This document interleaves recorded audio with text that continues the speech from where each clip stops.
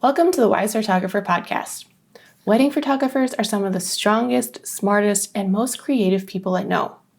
Wedding photography is for sure not for the faint of heart. Weddings are long days where you're on your feet all day. You're carrying a lot of weight on your shoulders. I mean, quite literally, you're carrying your gear, but also the weight of responsibility that comes with weddings. There's no do-overs, things don't get canceled because of rain, and lighting definitely changes throughout the day. Shooting weddings can be extremely hard on your body too. I mean, they call it a wedding hangover for a reason, when every muscle in your body screams at you to stay in bed the next day.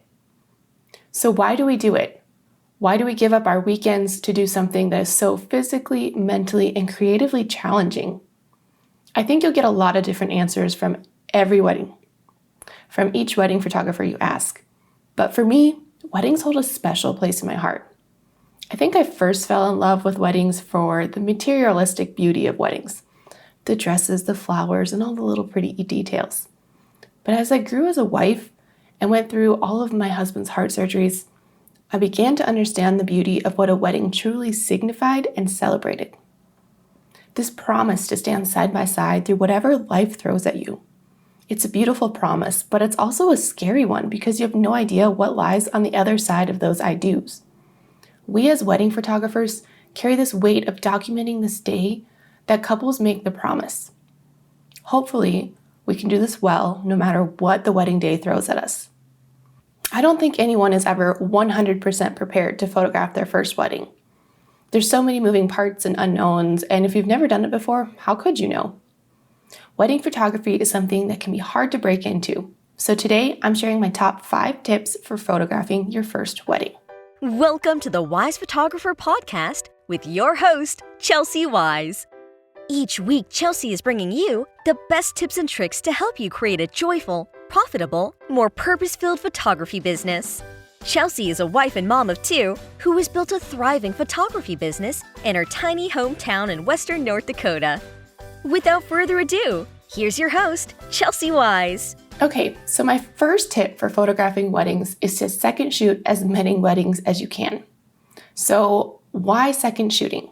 Second shooting is a great way to learn on the job without the complete pressure of being the lead photographer.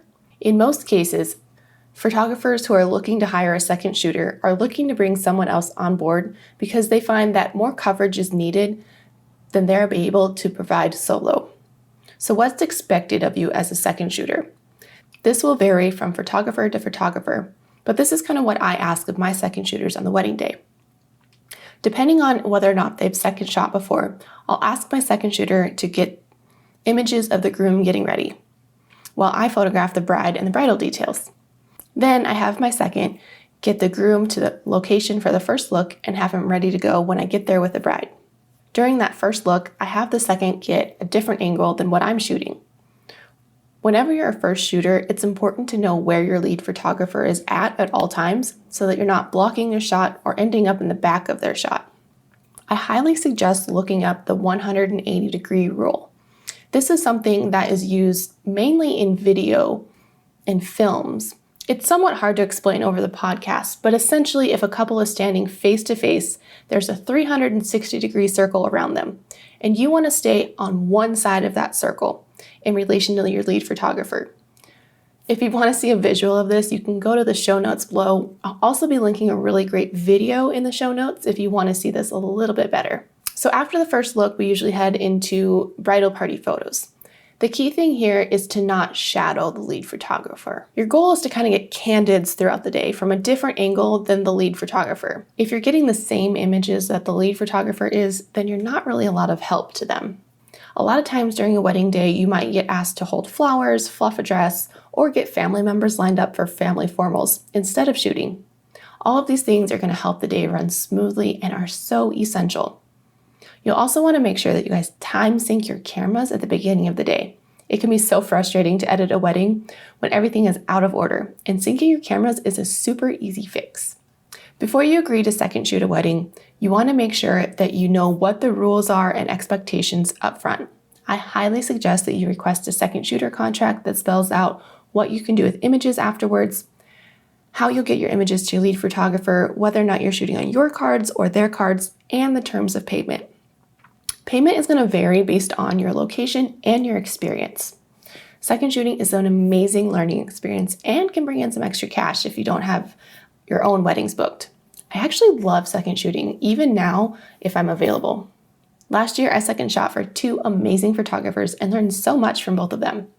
Besides meeting amazing people and networking, both of these photographers actually ended up referring clients to me later on. So it was really a win-win.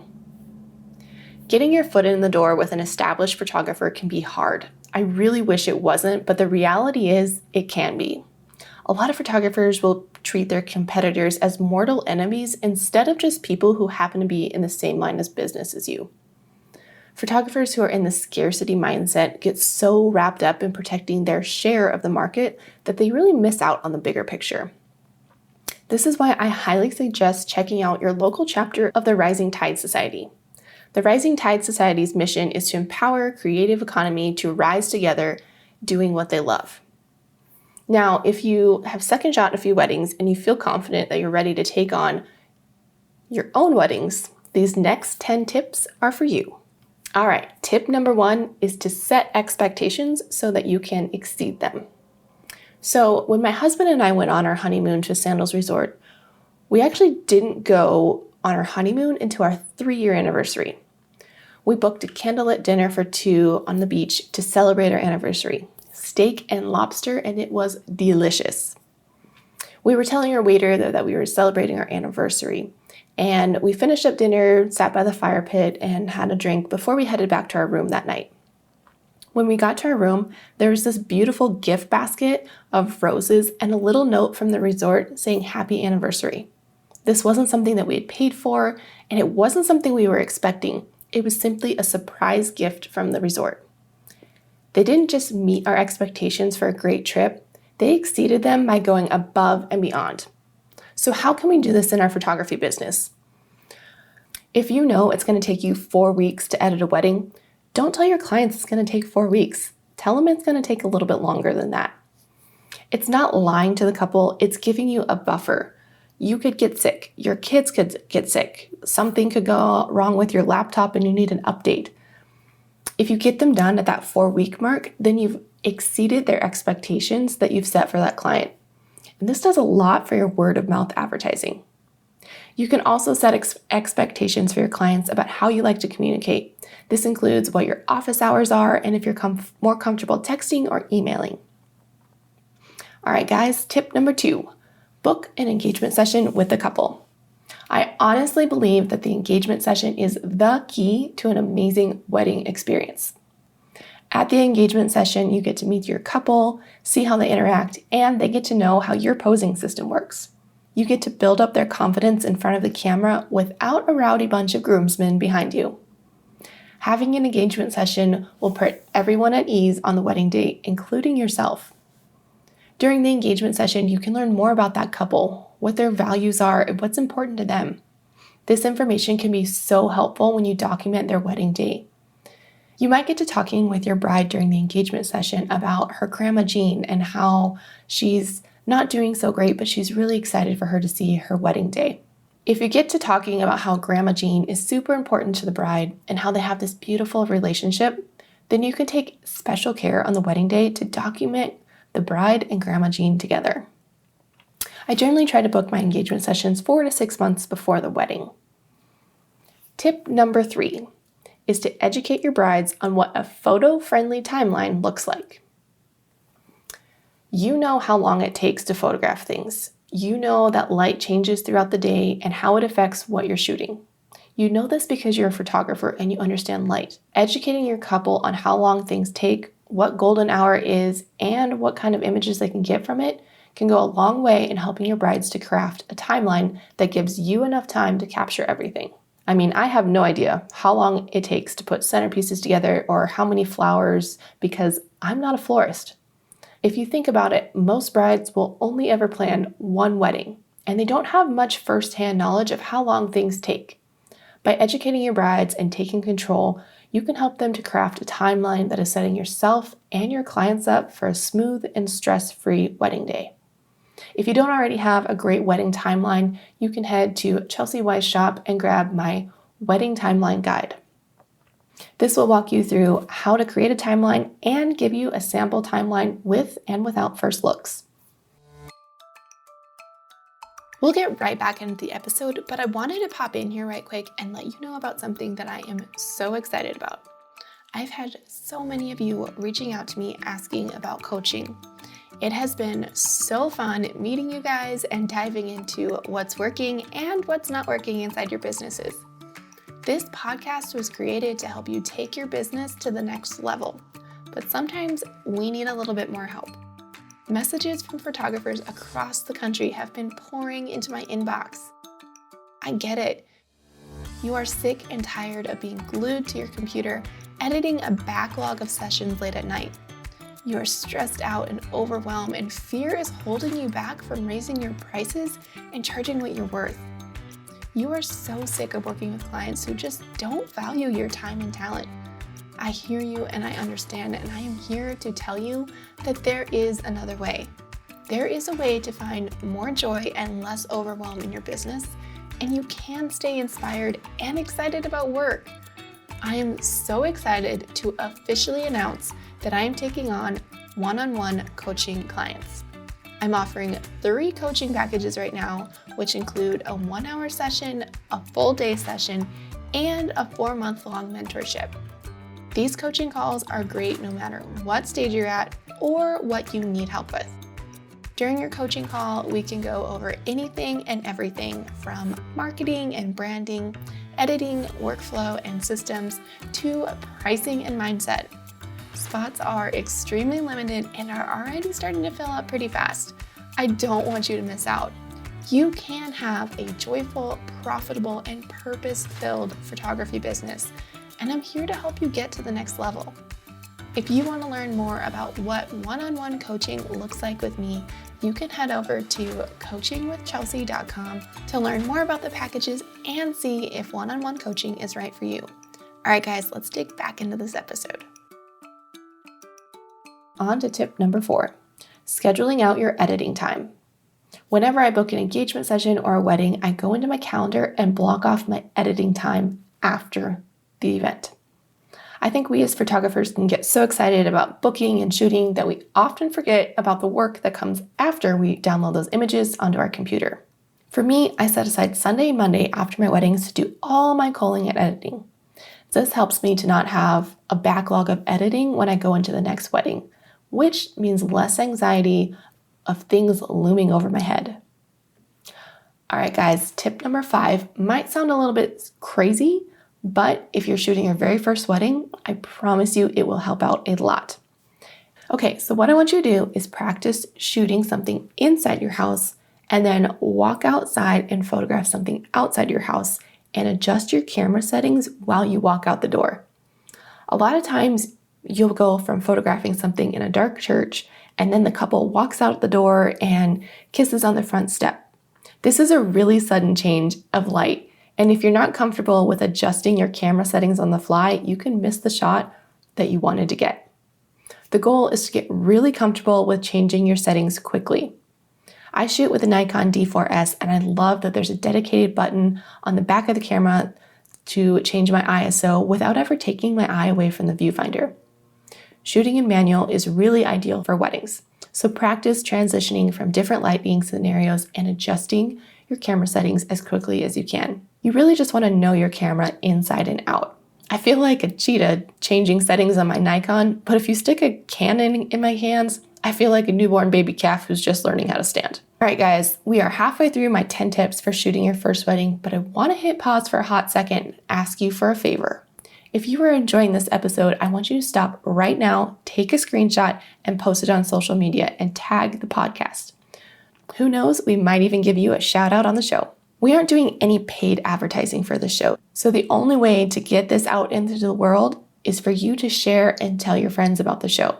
So take a screenshot right now, post it on Instagram with the hashtag WisePhotographerPodcast. All right, guys, on to tip number 6. Tip number 6 is to rent gear if you need to.